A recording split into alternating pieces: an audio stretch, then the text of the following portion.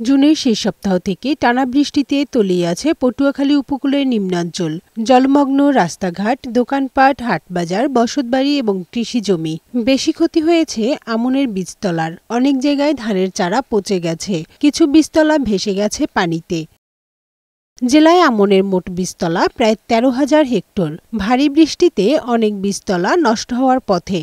এর মধ্যে পানির নিচে প্রায় 282 হেক্টর বীজতলা। এ অবস্থায় নতুন করে চারা উৎপাদন বড় ধরনের আর্থিক ক্ষতি কৃষকদের। যারা বীজ করছে এই পানি নামে না, এই জন্য বীজ সব নষ্ট হয়ে গেছে। সব এলাকায় এই বৃষ্টির ফলে বীজ কোন এলাকায় ভালো হয়নি। পানি জায়গায় থাকে, পানি নামতে পারে না। খালটা খনন করলে পানি নামতে তাহলে বীজ ভালো হইতে। সরকার থেকে আছে আমরা আবেদন যে আমাকে কিছু ক্ষয়ক্ষতি বীজ কেনার তহবিল দেন। নতুন বীজতলা করতে বিভিন্ন পরিকল্পনা নিয়েছে কৃষি বিভাগ। ক্ষয়ক্ষতির প্রতিবেদন আমাদের ঊর্ধ্বতন কর্তৃপক্ষের নির্দেশে মাঠ থেকে এটি হিসাব করে আমরা পাঠিয়েছি।